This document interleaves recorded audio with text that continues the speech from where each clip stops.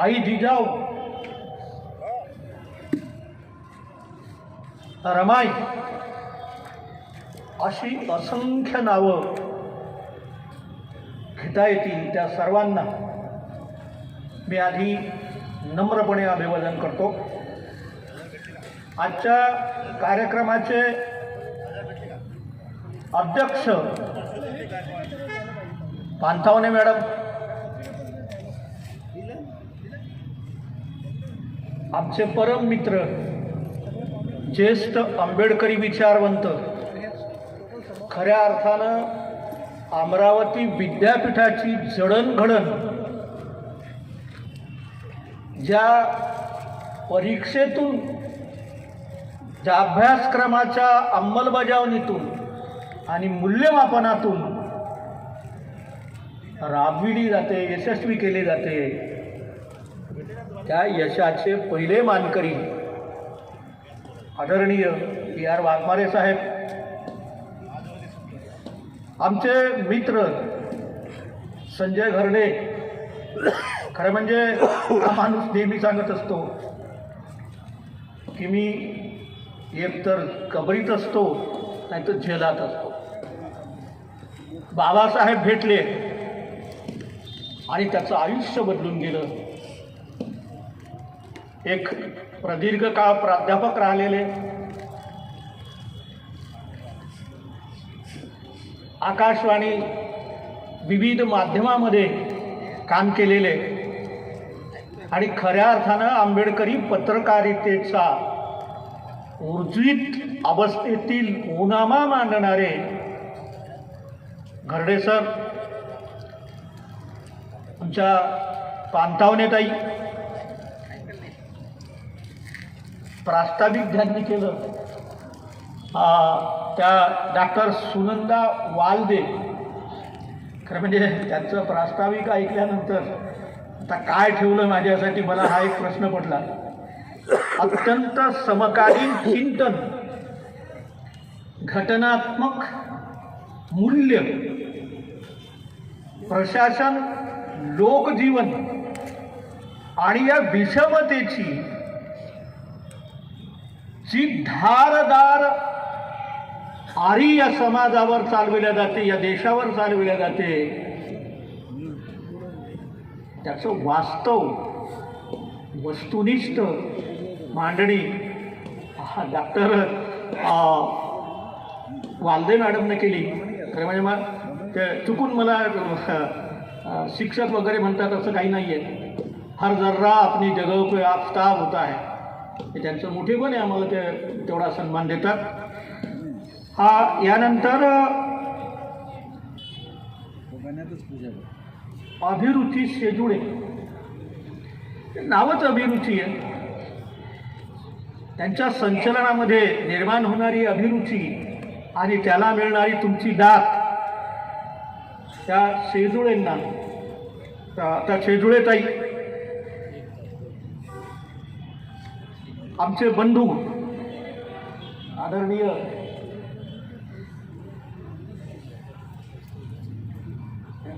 शेजुळे sir, तर शेजूळ मामकुळ हे जवळचंच नातं आहे आणि असं मातृकुळातील ज्यांचं शेजूळ हे नाव आहे, उपस्थित बांधवांनो, आया बहिणींनो, विषय अतिशय गंभीर, अतिशय कायदेशीर, अतिशय ज्याला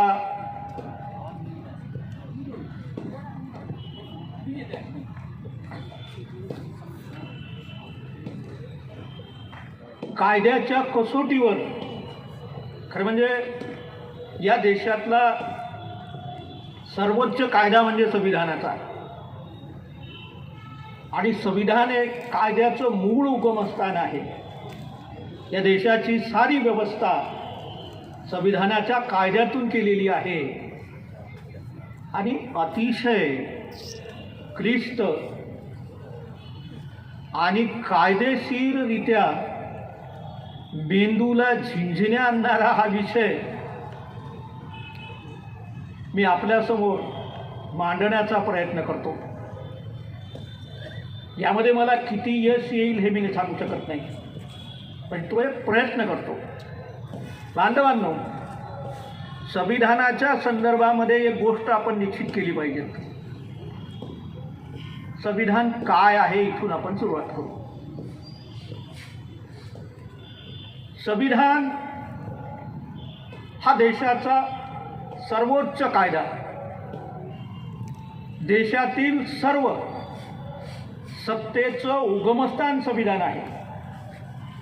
हे संविधान नागरिकांचे मूलभूत अधिकार, हे संविधान नागरिकांचे परस्परांचे संबंध, हे संविधान शासन आणि नागरिकांचे संबंध, हे संविधान शासनातील विधिमंडळ, मंत्रिमंडळ आणि न्यायमंडळ आणि चौथा स्तंभ ज्याला म्हणतात ते माध्यम यांचे परस्परांचे संबंध आणि मर्यादा निश्चित करते. हे संविधान माणसाच्या केवळ अधिकाराची गोळाबेरीज करत नाही, तर प्रत्येक माणसाला सन्मानानं जगण्याचा अधिकार आहे. आणि तो अधिकार कुठल्या प्रकारे कशा रीतीनं शासनानं राबवावा, जनतेनं त्यासंबंधी कुठल्या संदर्भामध्ये परस्परांशी नाते जोडावे, ही सार्वभौम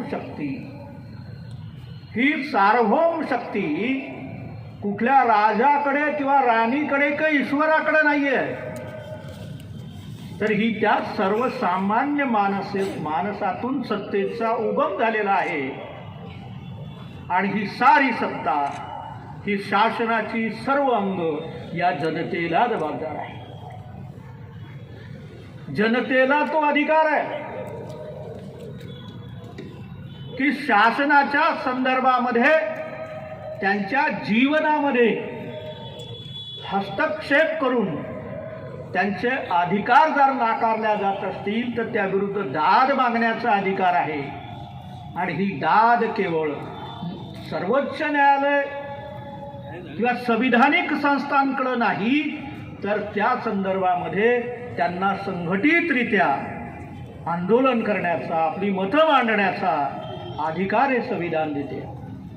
बांधवांनो, असं ते संविधान, हे संविधान या देशामध्ये, संविधान हे केवळ लोकशाहीमध्येच असते असं नाही, या भ्रमात राहू नका. संविधान हुकुमशाहीमध्येही आहे. संविधान डिक्टेटरशिप ज्याला म्हणतो आपण, हिटलर, मुसोलिनी सारखा यांच्याकडेही आहे. संविधान हे विशेष नाही आहे. विशेष हे आहे की जे संविधान माणसातील भेद, दारिद्र्य, जाती व्यवस्था, वर्ण व्यवस्था, स्त्री पुरुष भेद नष्ट करून माणसाला त्याच्या क्षमतेच्या पूर्ण अस्तित्वापर्यंत, त्याच्या क्षमतेच्या परिपूर्ण मर्यादेपर्यंत विकास करण्याची संधी देते. आणि यासाठी स्वातंत्र्य ही आवश्यक बाब आहे. बांधवांनो, आया बहिणींनो, या देशाचं संविधान निर्माण होऊन 70 वर्ष झाली तसं म्हणतात.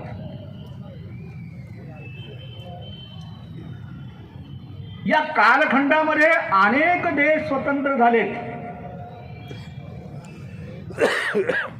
याच कालखंडामध्ये रशिया झाला,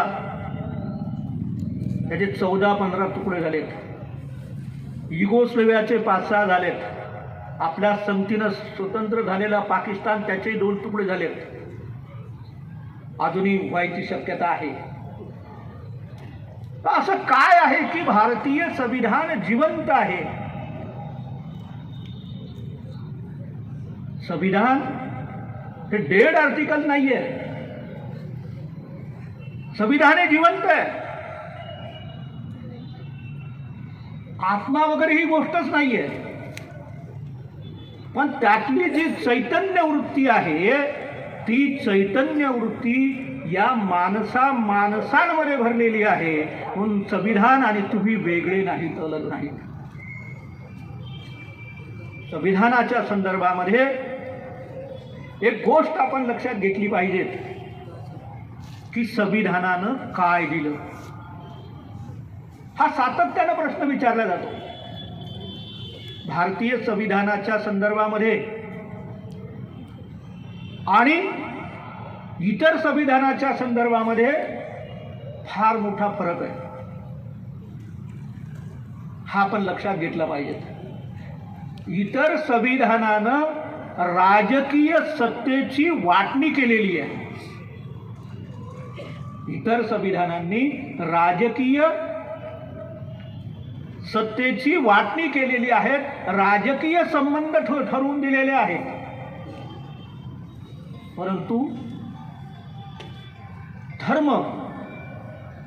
परंतु या देशातली विषमता किंवा जी समाज रचना आहे, जे सामाजिक प्रश्न आहेत, हे सामाजिक प्रश्न इतर देशांच्या संविधानानं कधीच विचारात घेतलेले नाहीत.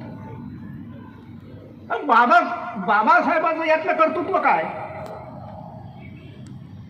तर या देशातल्या सामाजिक प्रश्नाला, या देशाच्या सामाजिक विषमतेला राजकीय प्रश्नामध्ये बाबासाहेबांना रूपांतरित केलेलं आहे. बाबासाहेबांनी सामाजिक प्रश्न, सामाजिक विषमता याला राजकीय प्रश्न बनवलेला आहे, राजकीय सिद्धांत बनवलेला आहे. आणि हे केवळ भारतीय संविधानामध्ये दिसून येईल. प्रश्न माझ्या समोर असा आहे की या देशामध्ये शासन होतं, राज्यकर्ते होते. अगदी इतिहासाच्या, वाघमारे सरांची माफी मागून, इतिहासाच्या टप्प्यामध्ये 6 इथं शाह्या होत्या. अनेक संस्थानं होती, छोटी छोटी राज्य होती. अगदी 629 पर्यंत संस्थानं आहेत.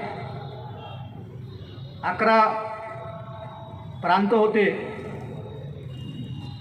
काही ब्रिटिश सत्तेखाली आधिपत्यामध्ये काम करणारी राज्य होती, संस्थानं होती. हा देश कधीही आणि केव्हाही राष्ट्र नव्हता. हा कधीही एक संघ नव्हता. तर या देशाच्या या विविध राजकीय सत्तांना,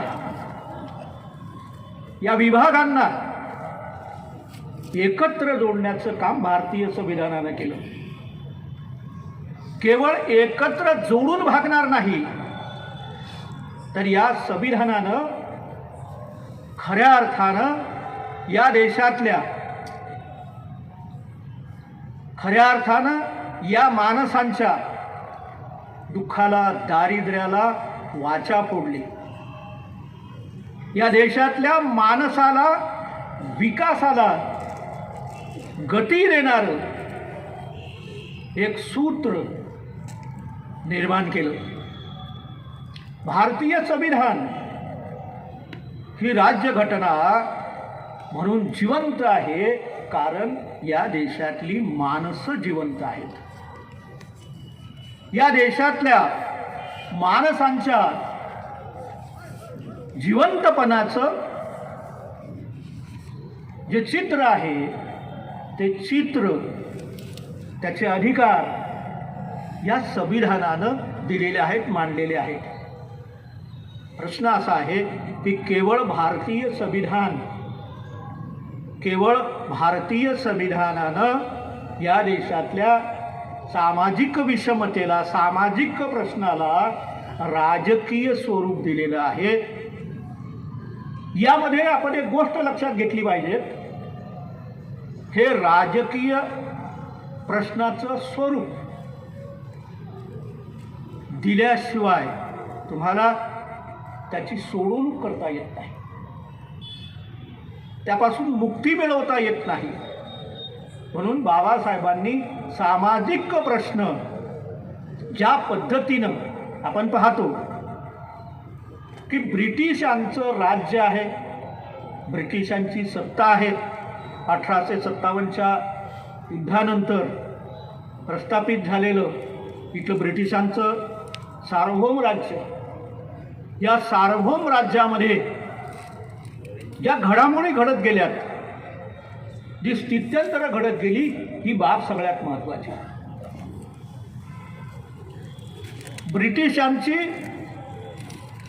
राजकीय संस्कृती ही लोकशाहीच्या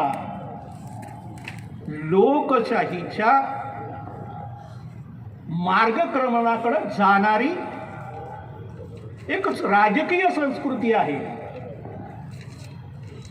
वस्तुतः ही राजकीय संस्कृती ही दानाखातर आलेली नाही, तर या देशातल्या वेगवेगळ्या समूहांना, या देशातल्या वेगवेगळ्या राजकीय आणि सामाजिक आकांक्षांना मूर्त रूप देण्याचं एक जबरदस्त आव्हान त्यांच्यासमोर उभं राहिलं. ते आपण पाहतो की पहिलं महायुद्ध, या दरम्यानच्या काळामध्ये 14 ते 18 मध्ये हे पहिलं महायुद्ध झालेलं आहे. या दरम्यानच्या काळामध्ये 19 मध्ये मेरो-मिंटो सुधारणा आल्यात. त्याच्यावेळी 1882चा कायदा आहे, 1861चा कायदा आहे. आणि या कायद्यानं राजकीय सत्ता हळूहळू या लोकांकडं सोपवल्या गेली पाहिजेत, लोकांच्या हाती दिल्या गेल्या पाहिजेत. तर या असंतोषात काही परिमार्जन होऊ शकेल आणि त्यामुळं आपल्याला सहजपणे राज्यकारभार चालवता येईल, हा ब्रिटिशांचा हेतू. पहिल्या महायुद्धाच्या वेळी 14 ते 18च्या कालखंडामध्ये इंग्रजांना भारतीयांची या युद्धामध्ये मदत हवी होती आणि या दरम्यानच्या काळामध्ये ब्रिटिशांनी भारतीयांना एक आश्वासन दिलं. यांना एक आश्वासन दिलं की आम्ही दर 10 वर्षांनी राजकीय सत्ता यामध्ये वृद्धी करत जाऊ, वाढ करत जाऊ. आता ही राजकीय सत्ता तुमच्याकडे यायची असेल तर तुमचा एक संघटन असावं लागतं, एक ग्रुप असावा लागतो, एक घटक असावा लागतो. आणि याच अनुषंगानं 1885 मध्ये काँग्रेसची स्थापना झाली. वस्तुतः या पक्षामध्ये या देशातले सर्व उच्चवर्णीय होते. ॲलन हुमच्या वाघमारे साहेबांची माफी मागून यांच्या अधिपत्याखाली स्थापन झालेला हा पक्ष उच्चवर्णीय, उच्च जातींच्या हाती राजकीय सत्ता, प्रशासकीय सत्ता यावी या दृष्टीनं एक प्रेशर ग्रुप म्हटल्यापेक्षा एक इंटरेस्ट ग्रुप म्हणून काम करत होता. या काँग्रेसमध्ये जे प्रश्न उभे केले ते महात्मा गांधींनी, महात्मा फुल्यांनी सामाजिक समतेचा, सामाजिक विषमतेचा प्रश्न उभारला. ज्या सत्यशोधक समाजाने वेगवेगळे आंदोलनं, वेगवेगळ्या भूमिका महात्मा फुल्यांनी मांडल्यात आणि याची जाणीव हेतुपुरस्सर ब्रिटिशांना जशी होती तशी काँग्रेसलाही होती. आणि काँग्रेसच्या प्रत्येक अधिवेशनामध्ये 10 वर्ष काँग्रेसच्या पेंडालमध्ये एक सामाजिक परिषद भरवल्या जात होती. अनफॉर्च्युनेटली टिळकांनी ही परिषद बंद केली आणि सामाजिक विषमतेचा, सामाजिक शोषणाचा प्रश्न दुर्लक्षित केला गेला. आता ते फक्त राजकीय स्वरूप उभं राहिलं, राजकीय स्वरूप आलं. या देशामध्ये असणारी धर्म परंपरा, वर्ण व्यवस्था, जात परंपरा, स्त्री पुरुष भेद किंवा स्त्रियांची गुलामी, हे सारे सामाजिक प्रश्न आहेत. या सामाजिक प्रश्नाची मांडणी उकल महात्मा फुले करतात आणि तो वारसा या अर्थानं पुढे जात असताना 1919 मध्ये साऊथ बुरो कमिशन भारतामध्ये भारतीय संविधानाची रचना कशी असावी किंवा कोणते अधिकार देण्यात यावेत, कारण 9 नंतर 20 मध्ये ते अधिकार येणार होते, ते द्यायचे होते आणि ते कसे असावेत या दृष्टीनं साऊथ बुरो कमिशन आलं. तात्पर्य असं की या साऊथ बुरो कमिशन समोर अमेरिकेमधून आलेले बाबासाहेब किंवा त्यानंतर इंग्लंड 1 वर्ष राहून आलेले बाबासाहेब यांना निमंत्रण होतं. त्यांनी साक्ष दिली आणि या साक्षीमध्ये बाबासाहेबांनी सगळ्यात पहिले प्रश्न मांडला की या सत्तेचं हस्तांतरण करण्यासाठी या देशातल्या नागरिकांना मतदानाचा अधिकार असावा. तो काळ असा होता की ज्या काळामध्ये मतदानाचा अधिकार केवळ 12% लोकांना होता. जे कर भरत असतील, ज्यांचं शिक्षण केलेलं असेल, ज्यांच्या नावानं जमीन असतील, त्यांनाच मतदानाचा अधिकार होता, बाकीच्यांना नाही. या सगळ्यामध्ये सर्वात मोठी गोची झाली होती ती ओबीसी वर्गाची. स्पष्ट शब्दात सांगायचं की बाबासाहेबांनी मराठ्यांच्या संदर्भात बोललेलं आहे. मराठा कुणबी या अर्थानं, मराठा म्हणजे एक संघ नाही तर मराठा कुणबी या अर्थानं, आणि इथला जो ओबीसी वर्ग आहे मराठ्याच्या संदर्भामध्ये बाबासाहेब असं म्हणतात की मतदानाचा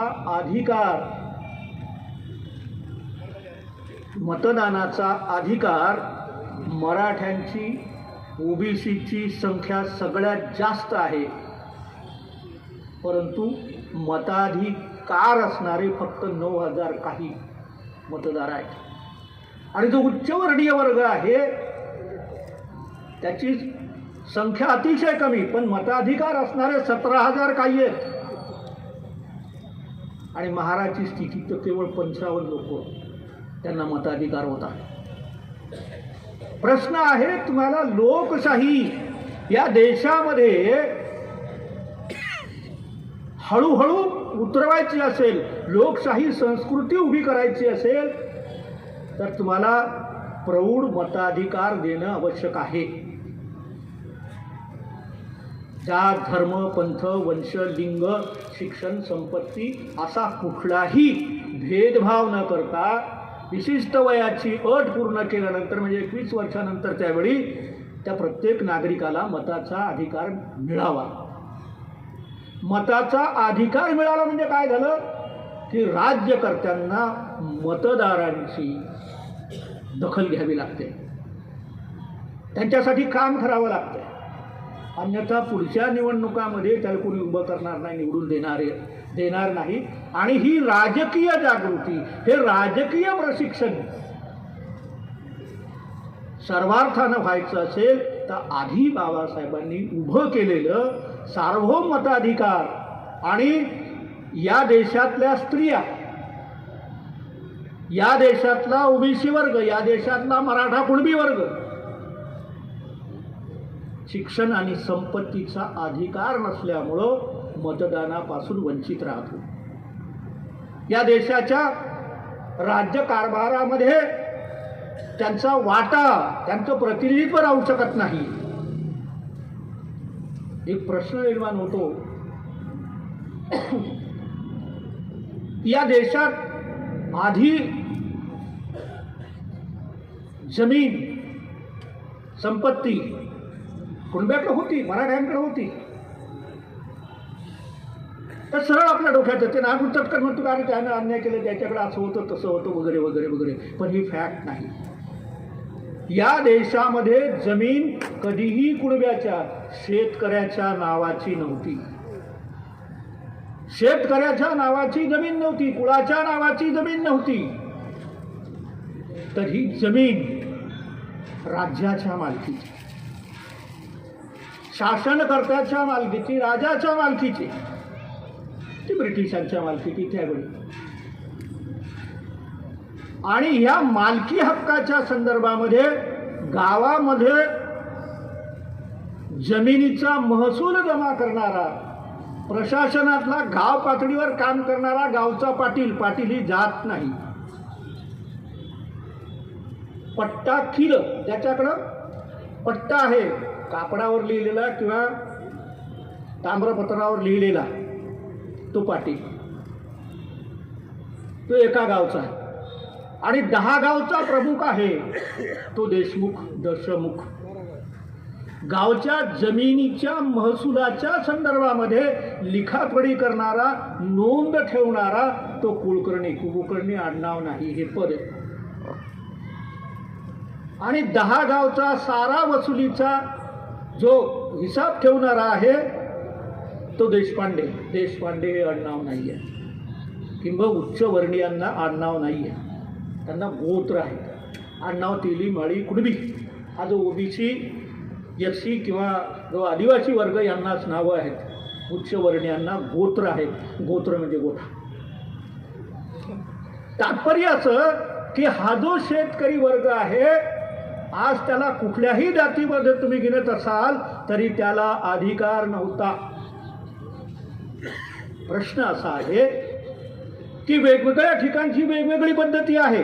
कोकणामध्ये खोती पद्धती होती, याच्या संदर्भात बरीचशी माहिती तुम्हाला आहे. मला सांगायचा मुद्दा असा की राजकीय सत्ता संपादन करायची असेल तर तुम्हाला मताधिकार असला पाहिजे, आणि मताधिकार असण्यासाठी संपत्ती आणि शिक्षण असलं पाहिजे, आणि हे या वर्गाकडे नव्हतं. ही सगळ्यात पहिले बाब बाबासाहेब मांडतात. संविधानाची सुरुवात इथून होते. संविधानिक हक्काची सुरुवात इथून होते. आणि हे पाहिल्याशिवाय बाबासाहेबांचं कर्तृत्व किंवा संविधान समजून येणार नाही, समजायला आम्ही समजू शकत नाही. प्रश्न असा आहे की या संविधानाच्या संदर्भामध्ये 20 नंतरचा जो टप्पा आहे, 28 मध्ये सायमन कमिशन आलं. काही लोकांनी त्यावर बहिष्कार टाकला. या सायमन कमिशनमध्ये आणि साऊथबोरो कमिशनमध्ये जसा मतदानाचा अधिकार मागितला तसा प्रतिनिधींची संख्याही विधिमंडळामध्ये असावी, त्यांच्या संख्येच्या प्रमाणात असावी, ही मागणी समोर करतात, मांडतात. पण फारसा फरक पडत नाही की मुंबई प्रांतामध्ये बाबासाहेबांना केवळ 7 प्रतिनिधी दिले होते, 7 प्रतिनिधी मागितले होते, फक्त 1 दिला. प्रश्न इथून पुढे सुरू होतात की या संदर्भामध्ये बाबासाहेबांनी उभं केलेलं सामाजिक आंदोलन, बाबासाहेबांनी उभ्या केलेल्या वेगवेगळ्या संघटना, समता सैनिक दल असेल, सार्वजनिक हितकारणी सभा असेल, आणि त्या संदर्भामध्ये जी वेगवेगळी महाडची किंबहुना मंदिर प्रवेशाची ही जी आंदोलनं आहेत, ही धर्माची आंदोलनं नाहीत. बाबासाहेब म्हणतात ही सत्ता ही 2 प्रकारची आहे. एक राजकीय सत्ता आणि दुसरी सांस्कृतिक सत्ता. राजकीय सत्ता येईल जाईल होत राहील, परंतु सांस्कृतिक सत्ता ज्यांच्या हाती असते त्यांचं राज्य कायम टिकून राहते. या सांस्कृतिक सत्तेचा एकाधिकार मोडण्याचं काम भारतीय संविधान करते. चौदार तळ्याचा सत्याग्रह असेल, काळाराम मंदिराचा सत्याग्रह असेल, हा सांस्कृतिक सत्तेचा वर्चस्मा एकाधिकार झुगारून देण्याचा सामाजिक न्यायाचा लढा होता.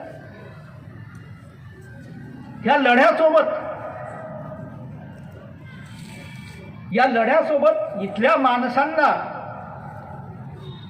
गुलामीतून बाहेर काढायचं असेल तर सामाजिक प्रश्न, सामाजिक समस्या ही राजकीय समस्या बनली पाहिजे. आणि ही राजकीय समस्या बाबासाहेब बनवतात. हे संविधानाचं यश आहे, हे बाबासाहेबांचं यश आहे. हे सामाजिक समस्येचं राजकीय स्वरूप बाबासाहेब मांडतात, उभं करतात आणि मान्य करून देतात. परंतु प्रश्न सांस्कृतिक सत्तेच्या आधिपत्याचा आणि त्यातून निर्माण होणारी जात, अस्पृश्यता, स्त्री पुरुष भेद किंवा स्त्रियांचं शोषण ही गंभीर समस्या आहे. आणि या समस्येला राजकीय स्वरूप, राजकीय सत्तेमध्ये त्याला परिवर्तित केल्याशिवाय तरुणोपाय नाही, उपाय नाही. कार्यक्रम ऐकत आहे. म्हणून बाबासाहेब वेगवेगळ्या पद्धतीनं संविधानिक पार्श्वभूमी विकसित करत जातात. या विकासातला पाया 28 मध्ये सायमन कमिशनच्या बाबतीत झालेले मतभेद, झालेला विरोध लक्षात घेताना 1930 मध्ये गोलमेज परिषद बोलावण्यात आली. या गोलमेज परिषदेमध्ये जी गोष्ट साऊथ ब्युरो कमिशनमध्ये मांडतात बाबासाहेब, जी गोष्ट सायमन कमिशनमध्ये मांडतात बाबासाहेब, ही गोष्ट 1930च्या राऊंड टेबल कॉन्फरन्समध्ये तिथली राणी, विन्स्टन चर्चिल सारखा धुरंधर राजकारणी, पंतप्रधान आणि सारं विधिमंडळ बसलेलं असताना बाबासाहेब ठणकावून सांगतात की आम्ही इथल्या मागासवर्गीयांनी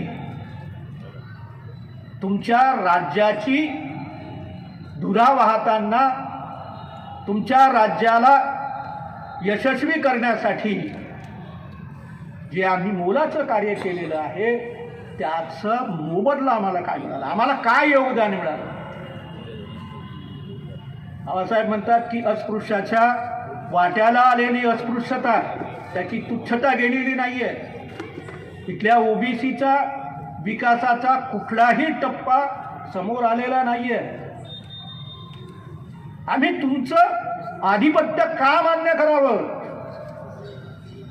खऱ्या अर्थानं सार्वभौम सत्तेची मागणी बाबासाहेब राऊंड टेबल कॉन्फरन्समध्ये करतात. सार्वभौम सत्ता मागतात. स्वातंत्र्याची मागणी बाबासाहेब राऊंड टेबल कॉन्फरन्समध्ये करतात. आमच्यासमोर नेहमीच विचारार्थ प्रश्न ठेवला जातो, पुणे करार. पुणे करार किंवा अस्पृश्यांना स्वतंत्र मतदारसंघ असावेत आणि ते ब्रिटिशांनी मान्य केले. याच्या विरुद्ध इथल्या अस्पृश्यांना, मागासवर्गीयांना जर राजकीय अधिकार, स्वतंत्र मतदारसंघ देऊन केले तर इथल्या धर्मामध्ये फाटाफूट होईल, दुही निर्माण होईल. सरळ सांगायचं तर हिंदू धर्मामध्ये फूट निर्माण होईल. आणि हे गांधी आणि काँग्रेसला मान्य नव्हतं. यासाठी प्राणांतिक उपोषण करतात महात्माजी. हा संपूर्ण इतिहास तुम्हाला माहिती आहे. आणि यावेळी बाबासाहेब स्वतंत्र मतदारसंघाऐवजी राखीव मतदारसंघाची तडजोड स्वीकारतात. तात्पर्य असं की संविधानिक विकास, संविधानाचा पाया केवळ संविधान परिषद, संविधान सभा निर्माण होऊन होत नाही, तर आंबेडकरांच्या अगदी प्रारंभीच्या काळापासूनच सुरुवात होते. बांधवांनो, लोकशाहीच्या संदर्भामध्ये टायमाचं बंधन पाळलं पाहिजे.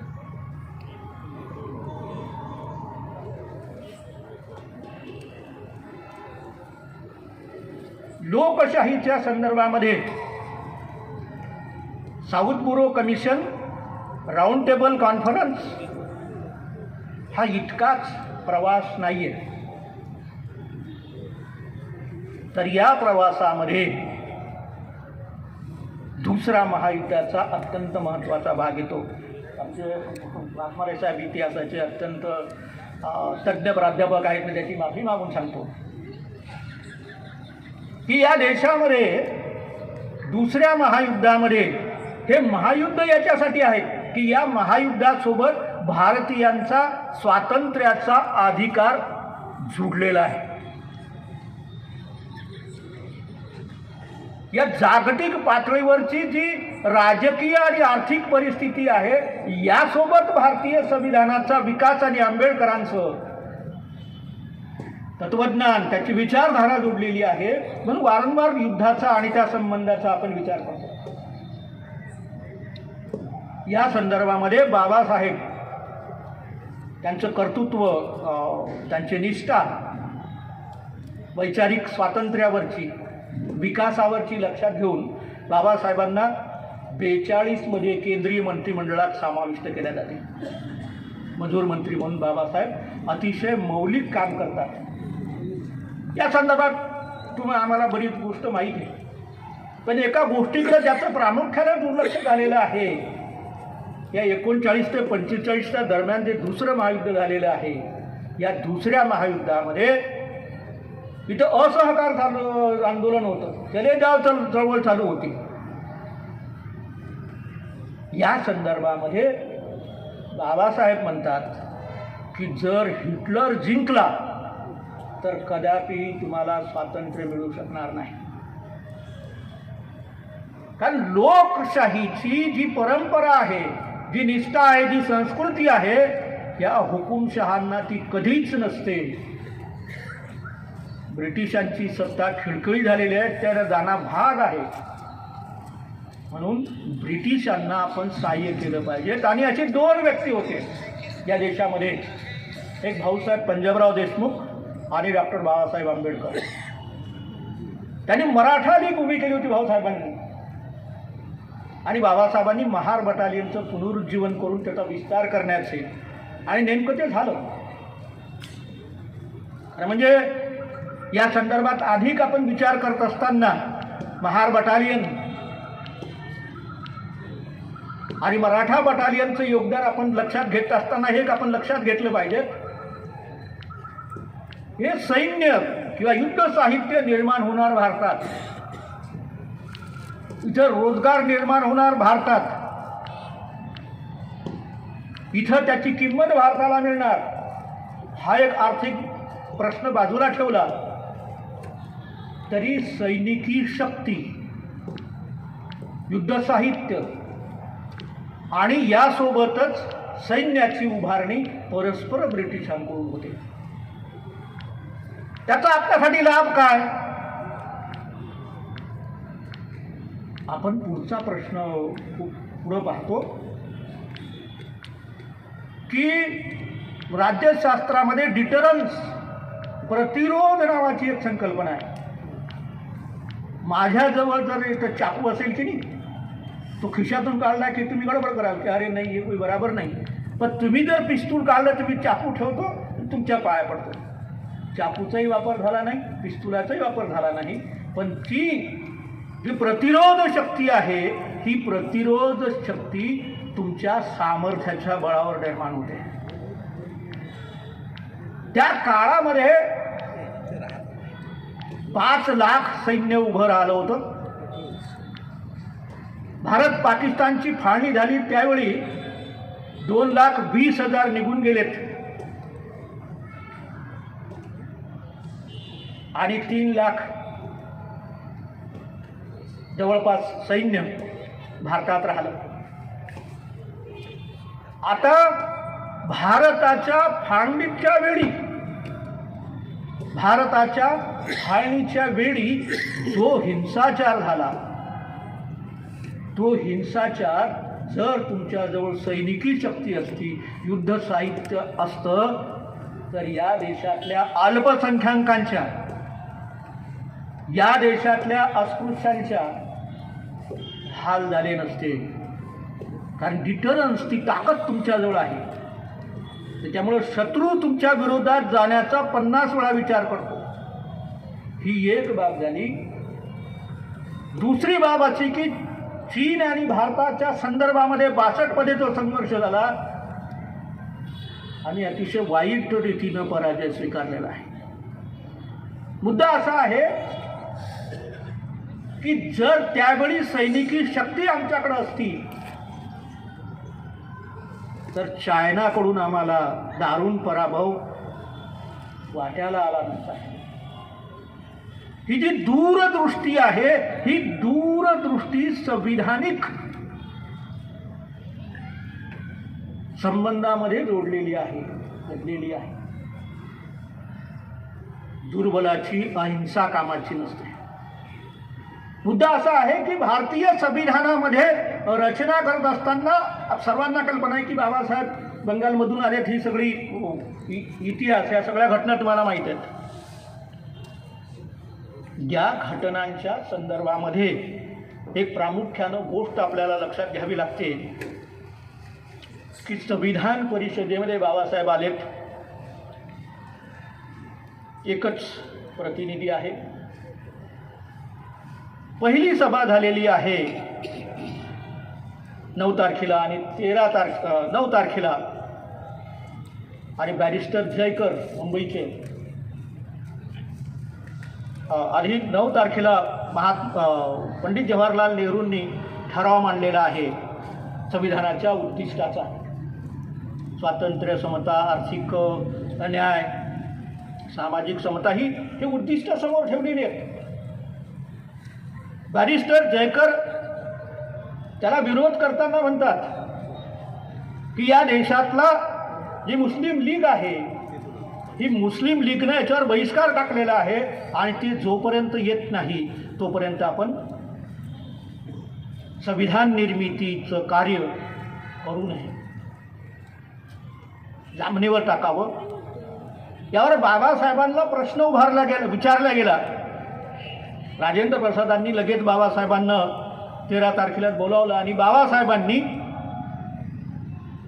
भारतीय संविधानाच्या संदर्भात जी भूमिका मांडली, संविधानाची उद्दिष्टही ठीक आहेत, योग्य आहेत, पण ही संविधानाची उद्दिष्ट साध्य कशी करायची याची उपाययोजना तुम्ही मांडली नाहीये.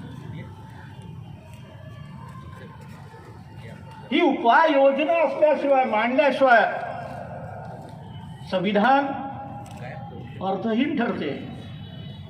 पण याच्यावर उपाय काय?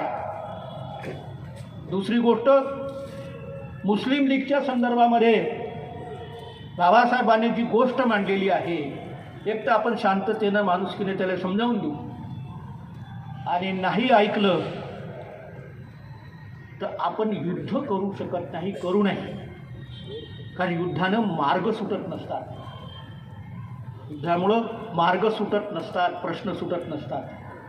आधी सामोपचारानं चर्चा व्हावी, विचार विनिमय व्हावा, आणि सगळे प्रश्न बंद झाल्यानंतर युद्ध हा अंतिम उपाय नाही. तर युद्धामध्ये आपण हारलो तर ते निगोशिएशन आहे ते संपून जाईल. तात्पर्य असं की हा आंतरराष्ट्रीय वादाच्या संदर्भातला प्रश्न संविधानाच्या पहिल्या बैठकांमध्येच उभा राहतो.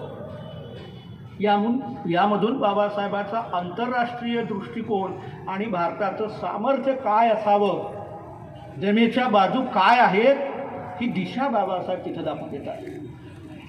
बांधवांनो, भारतीय संविधानाच्या संदर्भामध्ये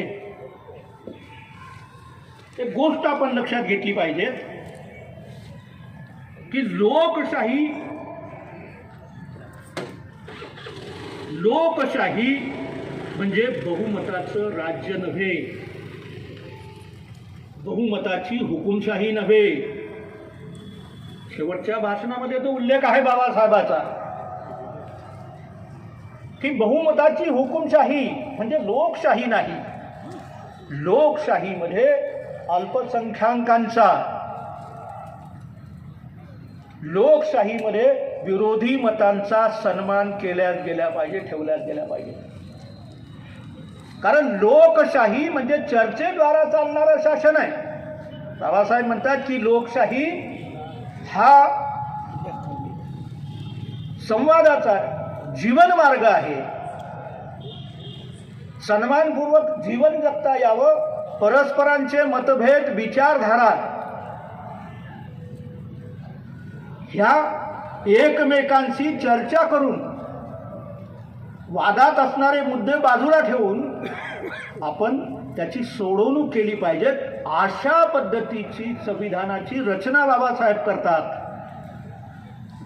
लोकशाही निर्माण करायची असेल तर त्या लोकशाहीमध्ये केवळ संसदेतील बहुमत म्हणजे लोकशाही नव्हे, ती बहुमताची हुकुमशाही आहे. आणि हुकुमशाही कोणतीही असेल तर ती धोकादायकच आहे, राष्ट्रासाठी विनाशकारकच आहे. या देशामध्ये जर लोकशाही टिकवायची असेल, चालवायची असेल तर विरोधकांचा सन्मान केला पाहिजे, त्यांना ऐकून घेतलं पाहिजे. त्याला टॉर्चर करणं किंवा देशद्रोही ठरवणं हा लोकशाहीच्या किंवा संविधानाच्या विरुद्ध तो अपराध आहे, गुन्हा आहे. बाबासाहेब म्हणतात की प्रत्येक देशामध्ये काही समूह बहुसंख्याक असतात, काही अल्पसंख्याक असतात. धर्माच्या आधारावर, सामाजिक तत्वाच्या आधारावर आम्ही असं पाहतो की या देशातला जो मुस्लिम समाज आहे तो अल्पसंख्याक आहे. या अल्पसंख्याकांना जोपर्यंत शासकीय निर्णय प्रक्रियेमध्ये सहभागी करून घेणार नाही तोपर्यंत या देशाला राजकीय किंवा लोकशाही भवितव्य नाहीये.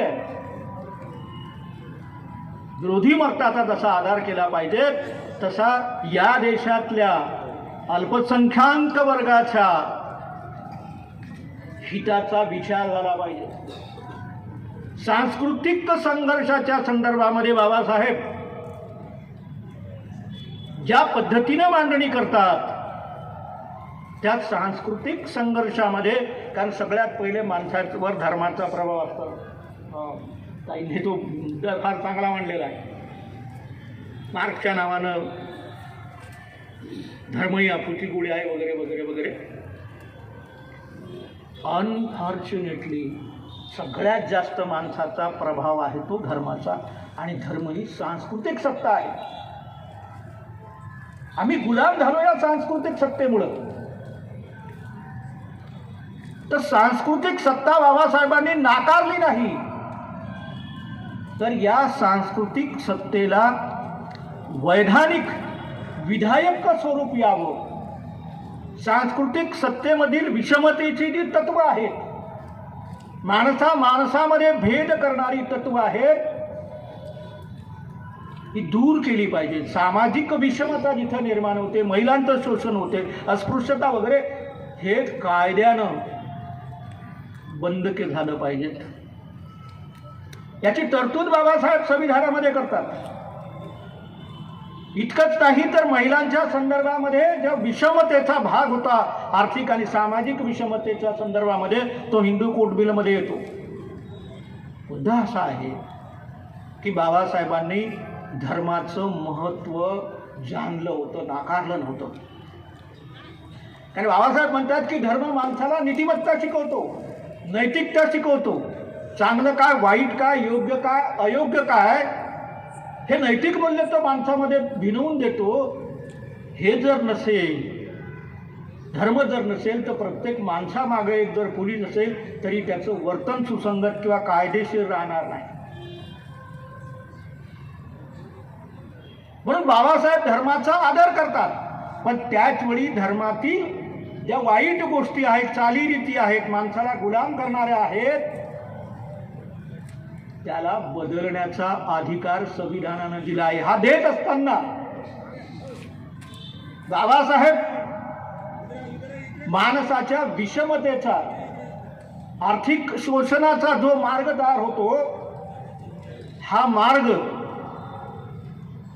त्या सार्वजनिक जीवनामध्ये त्याच्या केलेल्या अवलंबनातून आणि काही खाजगी जीवनामध्ये केलेल्या अवलंबनातून होतो.